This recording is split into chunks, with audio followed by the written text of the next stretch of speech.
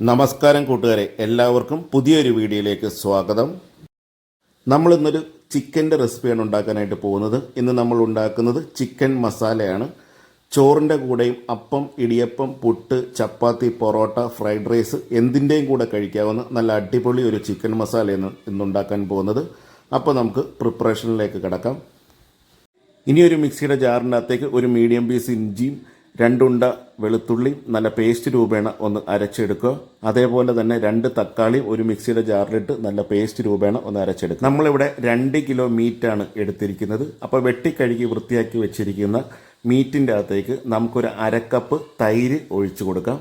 അതിനുശേഷം ഒരു 3/4 table spoon മല്ലിപ്പൊടി, ഒരു 1/2 ടീസ്പൂൺ മഞ്ഞൾപ്പൊടി, ഒരു 2 ടേബിൾ സ്പൂൺ മുളക് പൊടി, ഒരു 1/2 ടീസ്പൂൺ കുരുമുളക് പൊടി, ഒരു 1/4 ടീസ്പൂൺ ജീരകപ്പൊടി, ഒരു 1/2 ടീസ്പൂൺ ചിക്കൻ മസാല, നേരത്തെ മിക്സിയിൽ തയ്യാറാക്കി വെച്ചിരിക്കുന്ന ഇഞ്ചി വെളുത്തുള്ളി പേസ്റ്റ് ഇതിനകത്തേക്ക് ചേർത്ത് കൊടുക്കാം. അതിനുശേഷം ഒരു 1.5 ടീസ്പൂൺ പൊടിയുപ്പ്. കറിക്ക് നല്ലൊരു സ്വാദും മണവും കിട്ടുന്നതിന് നമുക്ക് ഇതിനകത്തേക്ക് കറിവേപ്പിലയും കൂടെ ചേർത്ത് കൊടുക്കാം. ഇനി ചിക്കനിൽ എല്ലാം നന്നായിട്ടൊന്ന് തേച്ച് പിടിപ്പിച്ചതിന് ശേഷം നമുക്ക് 1 മണിക്കൂർ റെഫ്രിജറേറ്ററിലേക്ക് മാറ്റി വെക്കാം.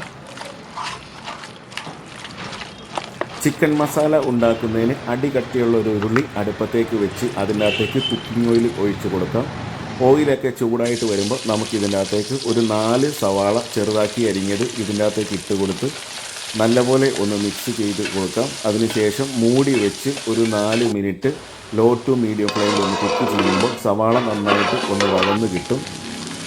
സവാളയൊക്കെ നന്നായിട്ട് വഴന്ന് വന്നതിന് ശേഷം നമ്മൾ മാരിനേറ്റ് ചെയ്ത് റെഫ്രിജറേറ്ററിൽ വെച്ചിരുന്ന ചിക്കൻ ഇതിൻ്റെ അകത്തേക്ക് ഇട്ട് കൊടുക്കാം. ചിക്കൻ ഇട്ട് കൊടുത്ത് സവാളയുമായിട്ട് നന്നായിട്ട് ഒന്ന് മിക്സ് ചെയ്യുക.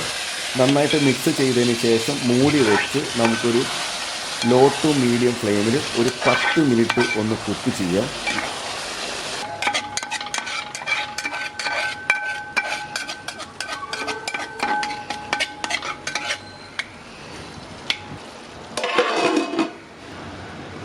മൂടി വെച്ച് ഒരു 10 മിനിറ്റ് കുക്ക് ചെയ്തപ്പോൾ ചിക്കൻ്റെ അകത്തു നിന്നുള്ള വെള്ളമൊക്കെ ഒന്ന് ഇറങ്ങി വന്നിട്ടുണ്ട്.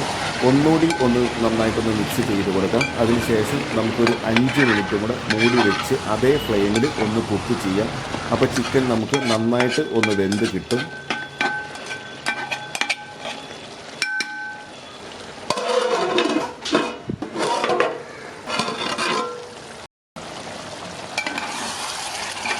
നമ്മളിപ്പോൾ മൊത്തം ഒരു 15 മിനിറ്റ് ചിക്കൻ മൂടി വെച്ച് വേവിച്ചു. അപ്പോൾ ചിക്കൻ നന്നായിട്ട് ഒന്ന് വെന്ത് വന്നിട്ടുണ്ട്. ചിക്കനിൽ നിന്നുള്ള വെള്ളമൊക്കെ ഇറങ്ങിയിട്ടുണ്ട്.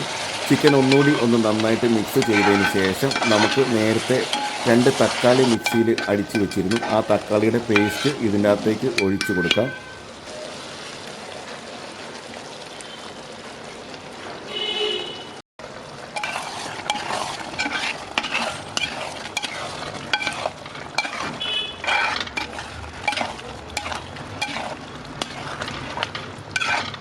തക്കാളി പേസ്റ്റൊക്കെ ചേർത്ത് നന്നായിട്ട് മിക്സ് ചെയ്തതിന് ശേഷം മൂടി വെച്ച് ഒരു 3 to 4 minute low to medium ഫ്ലെയിമിൽ ഒന്ന് കുക്ക് ചെയ്യാം.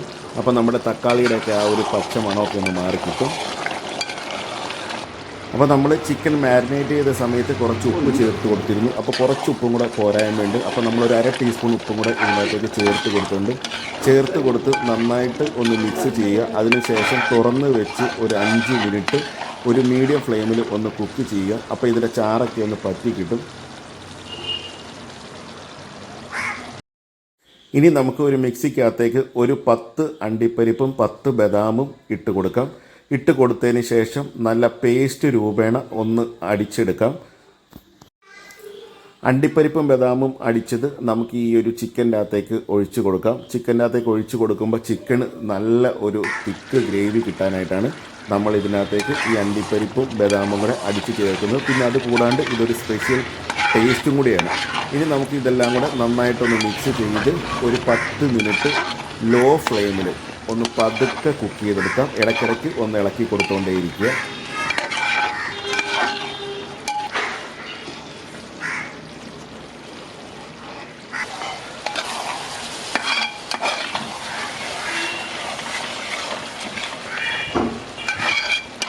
അപ്പോൾ നമ്മുടെ ചിക്കൻ മസാലയുടെ ഗ്രേവിയൊക്കെ നല്ല തിക്കായിട്ട് വന്നിട്ടുണ്ട്.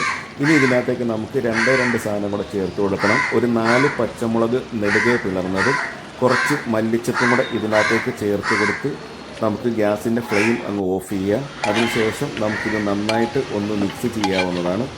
അപ്പോൾ നമ്മുടെ സ്വയംഭൻ ചിക്കൻ മസാല റെഡിയായിട്ടുണ്ട്. ചോറ്, അപ്പം, പുട്ട്, ചപ്പാത്തി, ഫ്രൈഡ് റൈസ് എന്തിൻ്റെ കൂടെ കഴിക്കാവുന്ന നല്ല അടിപൊളി ഒരു സൈഡ് ഡിഷാണ് ഈ ചിക്കൻ മസാല. വീഡിയോ കാണുന്ന കൂട്ടുകാർ ഒരിക്കലെങ്കിലും ഈ ചിക്കൻ മസാലയുടെ റെസിപ്പി ഒന്ന് പരീക്ഷിച്ച് നോക്കുക. ഇഷ്ടമായെങ്കിൽ ലൈക്ക്, കമൻറ്റ്, ഷെയർ എന്നിവ ചെയ്യുക. ഞങ്ങളുടെ ചാനൽ ഇതുവരെ സബ്സ്ക്രൈബ് ചെയ്യാത്തവർ സബ്സ്ക്രൈബ് ചെയ്യുക. എല്ലാവർക്കും നന്ദി, നമസ്കാരം. ഇനി മറ്റൊരു വീഡിയോയുമായി നമുക്ക് കണ്ടുമുട്ടാം.